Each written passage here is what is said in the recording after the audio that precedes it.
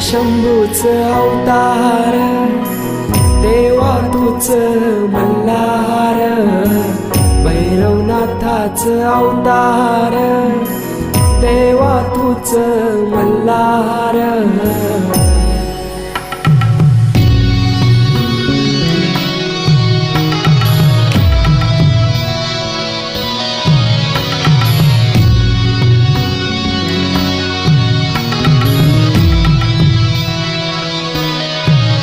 ठेवून बाणाई पहिल्या पायरीला, घेऊन मानसा देवी संगतीला, वध करूनी मनी मल्हाच